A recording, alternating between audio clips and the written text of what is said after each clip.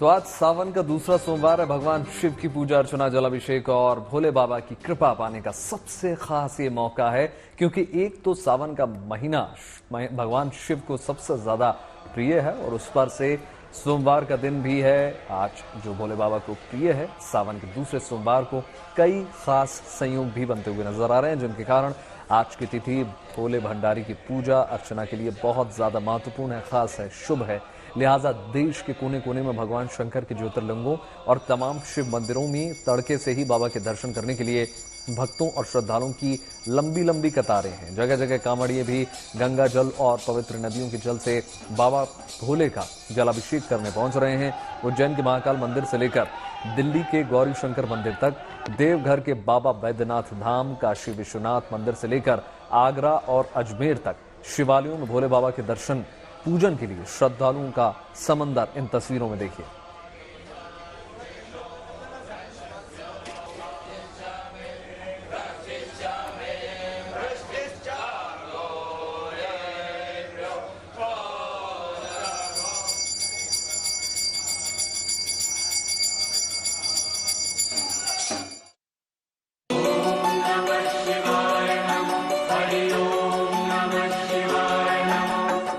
वैसे तो सोमवार का दिन भगवान शिव को समर्पित होता ही है, लेकिन इसका महत्व तब और बढ़ जाता है जब ये सोमवार सावन में पड़ते हैं। ऐसे में सावन माह में पड़ने वाले नवमी तिथि के साथ आ रहा है और नवमी तिथि की स्वामिनी स्वयं मां दुर्गा हैं। हर महीने के दोनों पक्ष की नवमी का महत्व अलग अलग है। नवमी और सोमवार का अद्भुत संयोग जीवन की हर मनोकामना को पूरा कर सकता है। इस दिन उपवास रखकर भगवान शिव और मां पार्वती की पूजा करनी चाहिए। नवमी के दिन भगवान शिव की पूजा प्रदोष काल में करना सबसे ज्यादा बेहतर होगा। दूसरे सावन सोमवार पर कृष्ण पक्ष की नवमी तिथि शाम 5:55 तक है। उसके बाद से दशमी तिथि शुरू हो जाएगी। तो नवमी और दशमी के शुभ संयोग में भगवान भोलेनाथ की पूजा अर्चना से सभी की मनोकामना पूरी हो सकती है।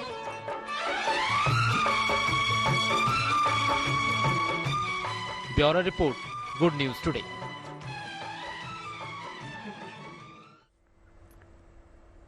महाकाल के अभिषेक और भव्य श्रृंगार के बाद बाबा की भस्म आरती उतारी गई। पारंपरिक वाद्य यंत्रों की गूंज मंदिर में चारों तरफ सुनाई दी। भस्म आरती के दौरान महाकाल के दिव्य दर्शन भक्तों ने किए। सुबह से महाकाल के दर्शन के लिए भक्तों का तांता लगा हुआ है। देखिए, उसी दौरान की तस्वीरें हम आपको दिखा रहे हैं। उज्जैन बाबा महाकाल की भस्म आरती, जिसे देखने के लिए दूर दूर से लोग पहुंचते हैं। आज सुबह की ये तस्वीर।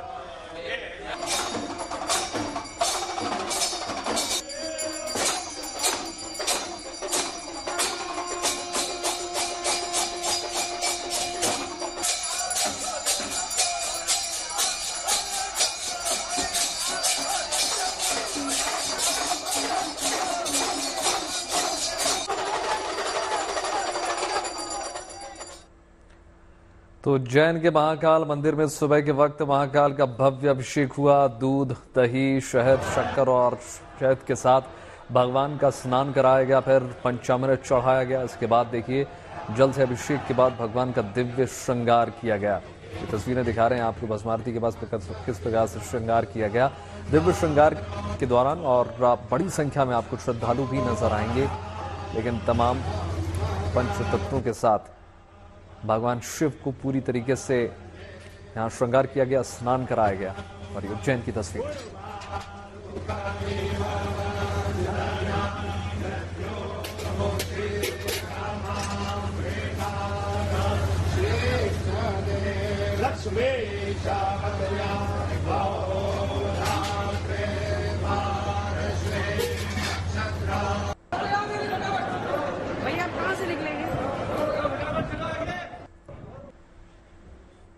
चलिए अब आपको लेकर चलते हैं काशी विश्वनाथ के दर पर, जहां सावन में दूसरे सोमवार के पावन दिन पर विशेष आरती पूजन किया गया। श्रृंगार आरती के वक्त बाबा विश्वनाथ का खास श्रृंगार किया गया। आरती के बाद बाबा को मिष्ठान और आम से भोग लगाया गया। बाबा के दर पर सुबह से ही श्रद्धालुओं की भीड़ उमड़ी हुई है। सावन के पवित्र महीने में लाखों श्रद्धालु अब तक बाबा के दर्शन कर चुके हैं।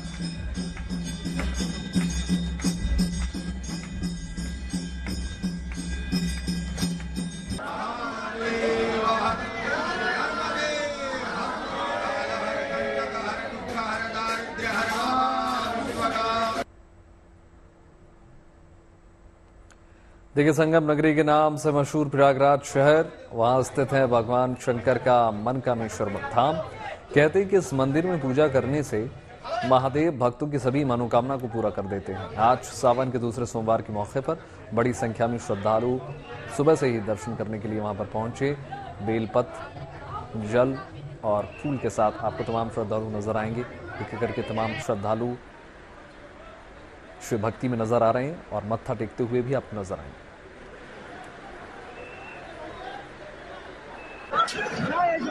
द्वादश ज्योतिर्लिंगों में से एक है देवघर का बैद्यनाथ धाम। सावन के महीने में इस मंदिर में जलाभिषेक के लिए दूर दूर से भक्त पहुंचते हैं। आज सावन के दूसरे सोमवार के मौके पर बड़ी संख्या में श्रद्धालु दर्शन और अभिषेक के लिए पहुंच रहे हैं।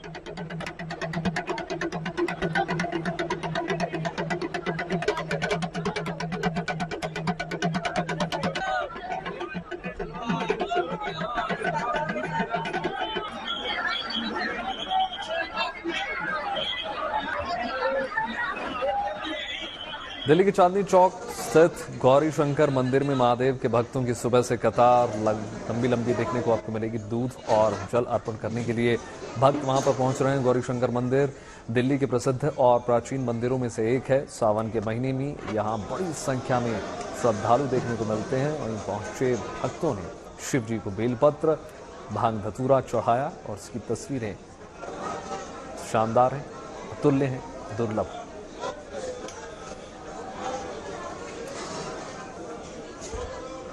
भक्तों के हुजूम की ऐसी तस्वीरें गोरखपुर से भी आईं। गोरखपुर में शिव मंदिर में सोमवार के दिन भोलेनाथ के जलाभिषेक के लिए भारी संख्या में श्रद्धालु पहुंच रहे हैं। सावन के महीने में सोमवार के दिन शिव शंकर के जलाभिषेक का खास महत्व है।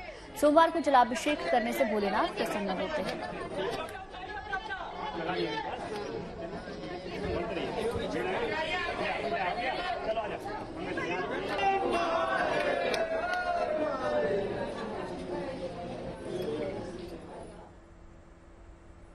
तो हमारे साथ हमारे दो संवाददाता जुड़ गए हैं। मनीषा हमारे साथ जुड़ गई हैं दिल्ली से और मनीष स्वयं जा रहे हैं कांवड़ की ओर और कांवड़ लेकर निकल पड़े हैं। मनीष, पहले आपके पास आएंगे। पहले शुरुआत तो जाहिर तौर पर इसी प्रश्न के साथ कि कैसे विचार आया और कैसा प्रतीत हो रहा है आपको एक कांवड़ ले जाते हुए और कैसे भक्त आपको मिल रहे हैं?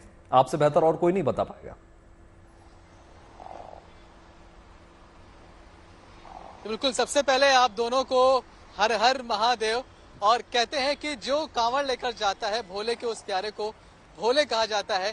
हम भी भोले बनकर निकल चुके हैं और वसुधैव कुटुंबकम की भावना मन में है। संपूर्ण पृथ्वी परिवार के समान है। हम निकले हैं गुड न्यूज टुडे के उन दर्शकों की मनोकामनाओं को पूरा करने के लिए, उनकी इच्छाओं को पूरा करने के लिए, उनके लिए दुआ मांगने, उनके लिए प्रार्थना करने। गुड न्यूज टुडे हम खुद कांवड़ यात्रा लेकर निकल चुके हैं। पिछली बार भी हम गए थे, इस बार भी हम जा रहे हैं। और रास्ते में अभी हम निकले हैं, गाजियाबाद पहुंचे हैं दिल्ली से निकलकर, और रास्ते में मेरठ, मुजफ्फरनगर, सहारनपुर, रुड़की होते हुए उन तमाम भोले के भक्तों से मिलते हुए आस्था, भक्ति और श्रद्धा के तमाम रंगों को समेटकर आप तक तस्वीर लगातार पहुंचाते रहेंगे। और वाकई आपने कहा कैसा महसूस हो रहा है, तो ये जो भावना है अंदर की, ये बहुत जबरदस्त है। क्योंकि आप सोचिए, खुद मैं जब भोले बनकर निकला हूं तो कैसे उन सभी भोलों के बीच घुल मिलकर महादेव को नए तरीके से समझने की, जानने की जो इच्छा है वो भी मेरा है। एक और प्रश्न दिमाग में कौन रहा है।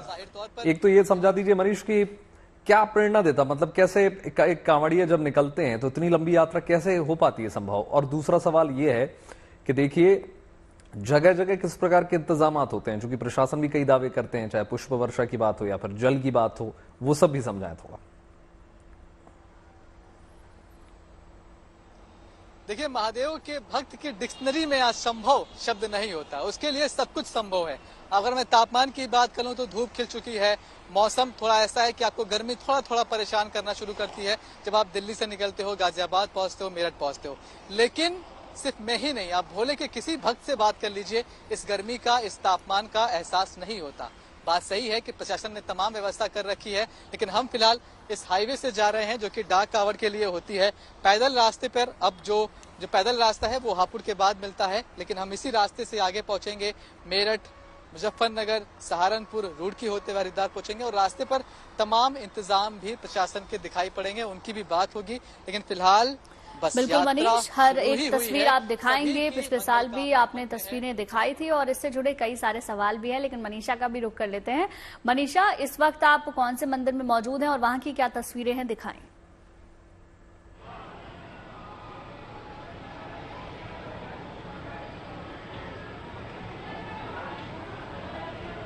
गुंजन, आपको और वैभव को सबसे पहले सावन के दूसरे सोमवार की ढेर सारी शुभकामनाएं। और मैं इस वक्त दिल्ली के प्राचीन गौरीशंकर मंदिर में, और आप देख सकते हैं जैसे पहले दिन जो भीड़ थी श्रद्धालुओं की, भक्तों की भगवान भोलेनाथ के दर्शन पाने के लिए, वही भीड़ आज भी आपको नजर आएगी।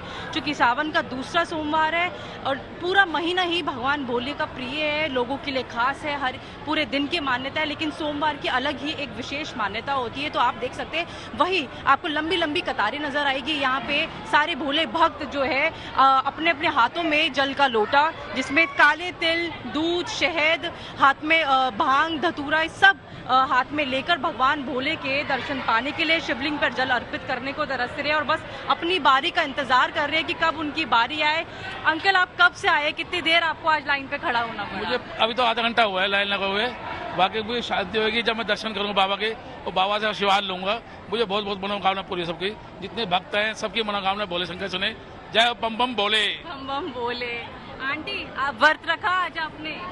व्रत रखा है? व्रत नहीं रखा। कब से आप लाइन में खड़े हैं? अभी आए हैं आप। तो सब अपनी बारी का इंतजार कर रहे हैं। आप देख सकते हैं हाथों में टोकरा लिए, फूल का टोकरा, आग के फूल, धतूरा, भांग, सब चीजें लेके लोग जो है अपना इंतजार कर रहे हैं भगवान भोलेनाथ के अपने। और चूंकि आज एक विशेष बात यह है गुंजन की आज जो सावन है, दूसरा सोमवार अपने साथ नवमी लाया। नवमी यानी भगवान दुर्गा का, माता रानी का प्रतीक। और कहा जाता है कि आज का दिन सावन और नवमी दोनों का ही एक अलग विशेष महत्व है। खास तौर पर आज व्रत मनीषा, क्या कांवड़िए भी वहां पर पहुंचे हैं विशेष जल लेकर, पवित्र जल लेकर स्नान कराने के लिए बाबा को? नहीं वैभव, अभी तक तो मुझे कोई कांवड़िया यहाँ नजर नहीं आया है कि यहाँ पे नजर, क्योंकि कांवड़िया अलग ही वेशभूषा में होते तो अलग से ही वो दूर से पता चल जाता है कि हाँ वो हरिद्वार से आए हैं, जल लेकर आए हैं। लेकिन अभी फिलहाल तक मेरे को कहीं दूर दूर तक इस तरीके की चीज नजर नहीं आई कि कोई कांवड़ यहाँ पे कांवड़िया आया हो। लेकिन भक्तों की, भगवान भोले, हालांकि जैसे मनीष गए हुए हैं ना भोले बन के, जरूरी नहीं कि मतलब सिर्फ वो कांवड़ लेने गए हैं तो बस वो भोले। यहाँ पे हर भक्त भगवान भोलेनाथ का प्रतीक है। यहाँ पे हर भक्त के हाथ में जल है और भगवान को जल बिल्कुल आस्था है और श्रद्धा है, वो साफ तौर पर मनीषा हम देख पा रहे हैं। लंबी कतार लगी हुई है और सोमवार के दिन आमतौर पर हम देख लेते हैं कि भोले के भक्त जल अर्पित करने के लिए जाते हैं और जब सावन का सोमवार हो तो ये संख्या दोगुनी हो जाती है।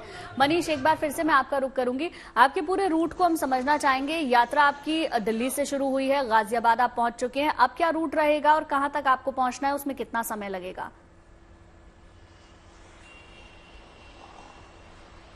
देखिए, जो पूरा रास्ता है वो यहाँ से लगभग 188 किलोमीटर का दिखाता है हरिद्वार तक, और ये पूरी जो जर्नी है लगभग 3 घंटे की दिखाई पड़ रही है हमें गूगल मैप पर। लेकिन हम यूं ही भागकर तो पहुंचेंगे नहीं, हम रास्ते में उन तमाम भोले के भक्तों से मिलेंगे, हम रास्ते में शासन प्रशासन की व्यवस्था देखेंगे, हम रास्ते में उन तमाम कांवड़ शिविरों पर जाएंगे जहां पर कांवड़ियों के रुकने के लिए, उनके खाने पीने के लिए इंतजाम किया जाता है। हम रास्ते में अगर हमें कोई भी ऐसा कांवड़िया मिलता है जिसकी अपनी कोई कहानी है, जो शायद पहली बार आया हो, जो शायद 10वीं या 11वीं बार जा रहा हो, या फिर कोई ऐसा बुजुर्ग हो जो पूरी उम्र अपनी कांवड़ लाता रहा हो, हम उनसे ही बातचीत करेंगे। ये तमाम सारे रंग समेटते हुए सबसे पहले हम यहाँ से चलकर हापुड़ पहुंचेंगे, हापुड़ के बाद मेरठ पहुंचेंगे, मेरठ के बाद मुजफ्फरनगर, फिर सहारनपुर, उसके बाद रुड़की और फिर शाम तक हम हरिद्वार पहुंच जाएंगे। लेकिन रास्ते में जिस तरह के रंग हमें मिलने वाले हैं, उन रंगों के बारे में सोचकर ही अभी से मन में गुदगुदी हो रही है। जी बिल्कुल, इन्हीं रंगों की बात लगातार हम करते रहेंगे, तस्वीरें आप दिखाते रहेंगे। हमारे दर्शक भी अपने घर बैठकर एक कावड़िए को देख पाएंगे कि किस तरीके से वो भोले के भक्तों के बीच जाता है, उनसे बातचीत करता है और आस्था के उस रंग को हम भी दिखा पाएंगे। आप दोनों का बहुत बहुत शुक्रिया हमारे साथ जुड़ने के लिए और तमाम जानकारी देने के लिए। देखिए, सावन के महीने में भोले बाबा के जलाभिषेक के लिए कावड़ यात्रा जोर शोर से जारी है। हरिद्वार से गंगा जल लेकर कावड़िए अपने अपने इलाकों में जा रहे हैं ताकि वहां शिव मंदिरों में जल अर्पित किया जा सके। आज सावन का दूसरा सोमवार है, तो इससे पहले हरिद्वार से लेकर पश्चिमी उत्तर प्रदेश में जगह जगह भव्य कावड़ यात्रा के खास रंग देखने को मिले। आप भी देखिए।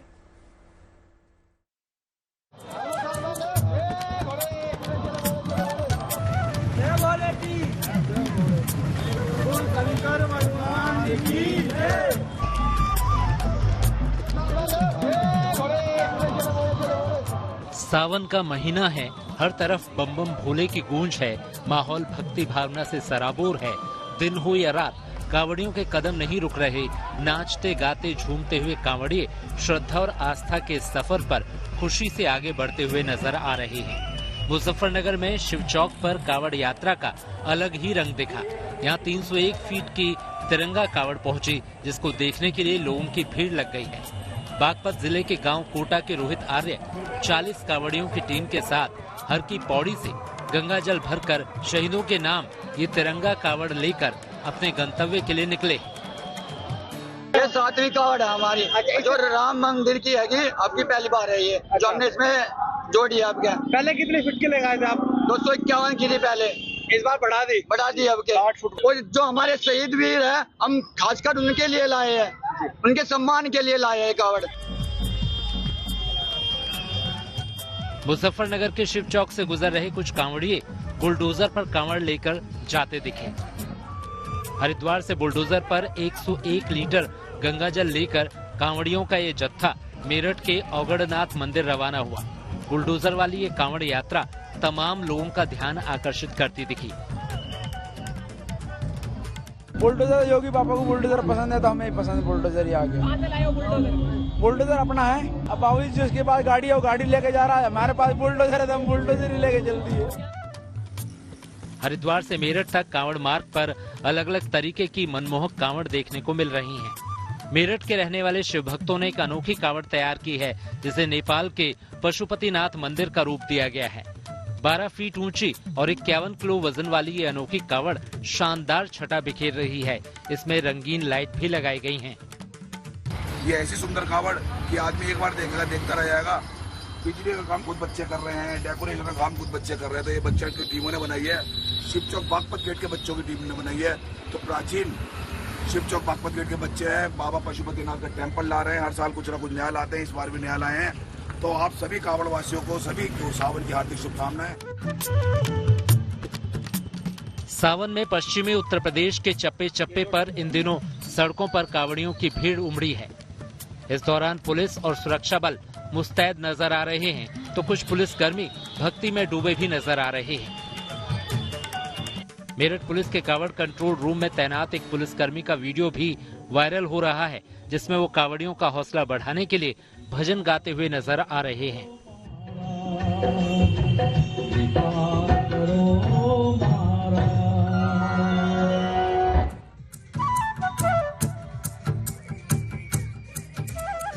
कांवड़िए रंग बिरंगे कावड़ में जल भरकर हरिद्वार से अपने गंतव्य की ओर बढ़ रहे हैं, तो जगह जगह इनका धूमधाम से स्वागत हो रहा है। इन पर फूलों की बरसात हो रही है। आज सावन का दूसरा सोमवार है और 3 दिन बाद सावन की शिवरात्रि भी आने वाली है। तो तमाम कांवड़िए जल लेकर बड़े उत्साह से भोले बाबा के जलाभिषेक के लिए जा रहे हैं। ये सावन का पवित्र मास है, भगवान भोलेनाथ का मास है। इसमें शिव भक्त हरिद्वार से गंगा जल लेकर अपने अपने मंदिरों में शिवरात्रि के दिन गंगा जल को चढ़ाते हैं और समस्त कार्यकर्ताओं ने बड़े पवित्र भाव से उन कावड़ियों का स्वागत करने का निर्णय लिया और आज हम पुष्प वर्षा से सहारनपुर से गुजरने वाले कावड़ियों की स्वागत कर रहे हैं। कांवड़ यात्रा की एक अनोखी तस्वीर हरिद्वार से आई है। बागपत के खेकड़ा से आए रूपेंद्र तोमर और सोनू त्यागी ने भगवान शंकर के साथ साथ प्रधानमंत्री नरेंद्र मोदी की भी कावड़ उठाई है। इन कावड़ियों ने पीएम मोदी और भगवान शंकर की मूर्ति को हर की पैड़ी पर स्नान कराया और इनको कांवड़ के रूप में यहां से लेकर रवाना हुए।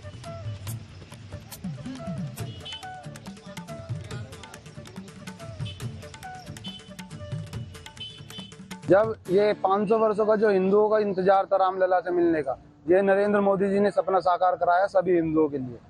तो जब भी हमने सोचा था कि कुछ ऐसा स्पेशल हम नरेंद्र मोदी जी के लिए करेंगे, और जब ये तीसरी बार दोबारा से प्रधानमंत्री बने उस दिन हमने निश्चित कर लिया था कि हम इनको गंगा स्नान करा करके लेकर आएंगे। ये कांवड़े अब अपने क्षेत्र के मंदिर में जाकर महादेव को जल चढ़ाएंगे।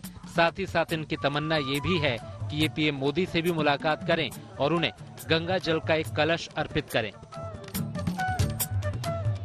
हरिद्वार से मुदित अग्रवाल, सहारनपुर से राहुल कुमार और मेरठ से उस्मान चौधरी के साथ मुजफ्फरनगर से Sandeep Saini, good news today. जी हाँ, देखिए बात जो है ओलंपिक खेलों की हो जाए। पेरिस ओलंपिक के तीसरे दिन आज भारतीय खिलाड़ियों से बेहतरीन प्रदर्शन की उम्मीद जताई जा रही है। 10 metre air pistol mixed event में एक बार फिर से मनु भाकर मेडल रेस में होंगी शामिल और रमिता जिंदल और अर्जुन बबूता से 10 मीटर एयर राइफल में तो मेंस आर्चर इवेंट में भी भारतीय निशानेबाजों से बेहतरीन प्रदर्शन की हम उम्मीद जता सकते हैं। देखिए दोपहर 12 बजे बैडमिंटन मेंस डबल्स के ग्रुप में सात्विक साईराज और चिराग शेट्टी जर्मनी के मार्क और मार्विन का सामना करने जा रहे हैं। दोपहर 12:50 पर विमेंस डबल्स में अश्विनी और तनीषा जापान की मात्सुयामा और चिहारू का सामना करेंगी। वहीं शाम 5:30 बजे मेंस सिंगल में लक्ष्य सेना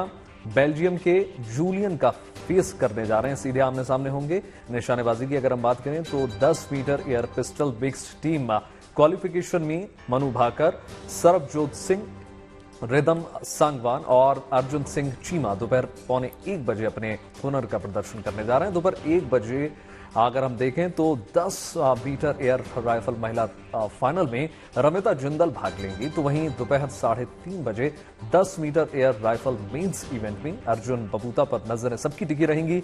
हॉकी में शाम 4:15 बजे टीम इंडिया का सामना सीधे अर्जेंटीना से होगा। शाम 6:30 बजे तीरंदाजी में पुरुष टीम जो है क्वार्टर फाइनल में तरुणदीप राय, प्रवाणी जाधव और धीरज मेडल पर निशाना साधेंगे। तो वहीं देखिए रात 11:30 बजे टेबल टेनिस में भारत की श्रीजा सिंगापुर की जियाना जेंग का सामना करते हुए नजर आएंगी। और अब आपको सुनाते हैं ओलंपिक में ब्रॉन्ज मेडल जीतने के बाद मनु भाकर की प्रधानमंत्री मोदी के साथ क्या बातचीत हुई। हेलो, नमस्ते सर। मनु नमस्ते, खूब अभिनंदन, आपको बहुत बहुत बधाई। बहुत बहुत शुक्रिया सर, आप कैसे हैं? मैं बहुत बढ़िया से। आप तो ये तुम्हारी सफलता का खबर सुनने के बाद और उत्साह और आनंद में हूँ। जी, अच्छा कर रहे हैं हमारे खिलाड़ी यहाँ पे अभी। आपको स्वयं को वैसे .1 से आप सिल्वर आपका रह गया, जी, लेकिन उसके बावजूद भी आपने देश का नाम रोशन किया। आपको 2 प्रकार की क्रेडिट मिल रही है। एक तो आप कहाँ से पदक लाई, लेकिन भारत की पहली महिला है जो इस खेल में मेडल लेके आई हो। जी सर, हाँ जी, शुक्रिया सर। मेरी तरफ से बहुत बहुत बधाई है। देखिए टोक्यो ओलंपिक्स में राइफल ने तेरे साथ दगा कर दिया। हाँ जी, लेकिन इस बार तुमने सारी कमियों को पूरा कर दिया। बिल्कुल सर, अभी और भी मैचेस हैं आगे, तो उनमें भी उम्मीद रहेगी कि अच्छा करूँ मैं। मुझे पक्का विश्वास है आगे की मैचेस भी बहुत अच्छा करोगी आप, क्योंकि ये बिगिनिंग इतना अच्छा है, उसके कारण तुम्हारा उत्साह भी बढ़ेगा, आत्मविश्वास भी बढ़ेगा। जी सर, बिल्कुल। देश को भी उसका लाभ होगा। बिल्कुल सर। बाकी सब साथी एकदम प्रसन्न है, व्यवस्थाएं ठीक है सर वहाँ? सब बहुत खुश हैं सर, और अभी नमस्ते भी कह रहे हैं आपको।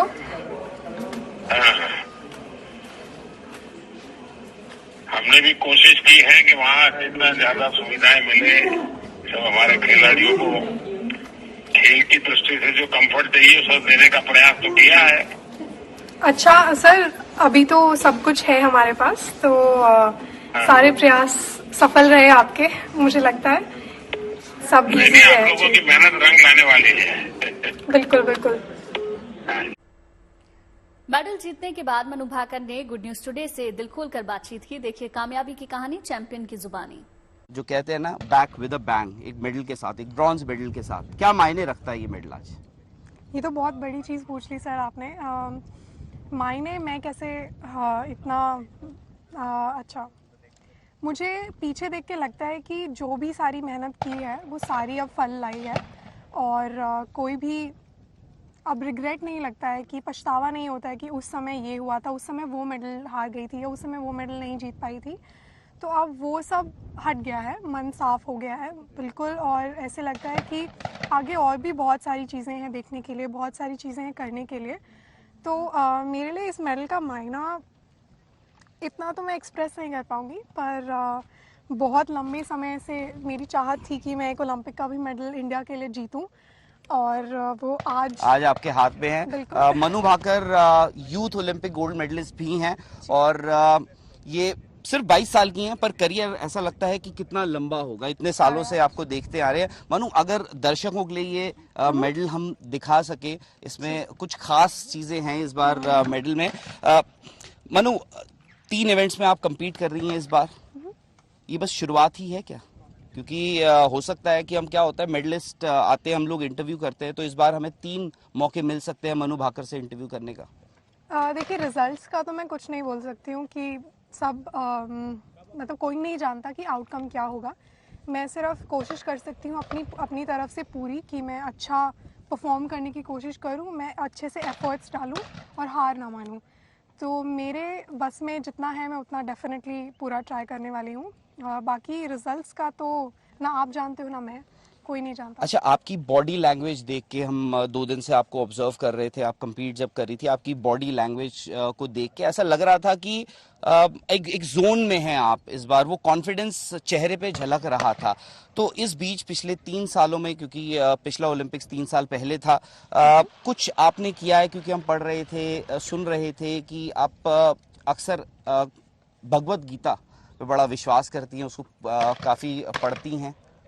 मुझे लगता है कि भगवत गीता का जितना रेलेवेंस हमारे आज के भी समय में है, उतना मुझे काफ़ी आश्चर्यचकित करता है कि कितनी सदियों पुरानी चीज़ वो आज भी हम अगर ध्यान से पढ़ें तो उसका मतलब हम आज भी अपने रोज़मर्रा की ज़िंदगी में उसको ढाल सकते हैं, उसको यूज़ कर सकते हैं, इस्तेमाल कर सकते हैं। और आई थिंक टोक्यो के बाद काफ़ी मैं हताश हो गई थी, मुझे बहुत समझ नहीं आ रहा था कि क्या गलत किया या फिर क्या नहीं किया और आगे क्या करना चाहिए। तो उसके बाद जो 2022 का साल भी मेरा ज़्यादा कुछ बहुत अच्छा नहीं था। मैं टीम में थी, अच्छा कर रही थी, मेडल्स भी आ रहे थे, बट मैं अंदर से खुश नहीं थी। और 2023 में जैसे जसपाल सर के साथ मैंने किया वापस शुरू, तो उसके बाद थोड़ा उन्होंने थोड़ा रिलीजियस साइड को, मेरे रिलीजियस साइड को थोड़ा सा ऊपर उठाया और उन्होंने मतलब भरोसा दिलाना शुरू हुआ, वहाँ से मेरा कॉन्फिडेंस वापस आना शुरू हुआ। तो आई थिंक जी, कोई बकेट लिस्ट बनाई थी कि मैं अगर ओलंपिक मेडल जीतूंगी उसके बाद मैं ये करूंगी? अक्सर ये होता है, बहुत सारे सैक्रिफाइसेस देने पड़ते हैं, आप मेंटली काफ़ी चीज़ें चैलेंजिंग हो जाता है, खाना वाना जो है बहुत रिस्ट्रिक्टेड होता है। कुछ ऐसी चीज़ है कि वेकेशन पे जाएंगे, ये करेंगे? मुझे एक्चुअली फिटनेस करनी है। मुझे एक्चुअली मैं एक सिर्फ यही चीज़ सोची थी मैंने कि ओलंपिक के बाद मैं वापस अपनी फ़िटनेस को, जैसे मैं पहले कराटे करती थी और बॉक्सिंग किया करती थी, तो मुझे उसका थोड़ा सा याद आती है। बाकी तो मैंने सोचा नहीं कि ओलंपिक के बाद मुझे क्या करना है, क्या नहीं करना है। बस एक यही था कि थोड़ा सा फिटनेस पे और ध्यान देना है। पेरिस ओलंपिक के women's 10 metre air pistol event में मनु भाकर ने ब्रॉन्ज मेडल जीतकर पूरे देश को झूमने का मौका दिया। इस शानदार कामयाबी के लिए प्रधानमंत्री, राष्ट्रपति और बॉलीवुड की तमाम हस्तियां मनु को बधाई दे रही हैं। मनु भाकर के पैतृक गांव में भी उनकी कामयाबी का जबरदस्त जश्न मनाया गया। देखिए,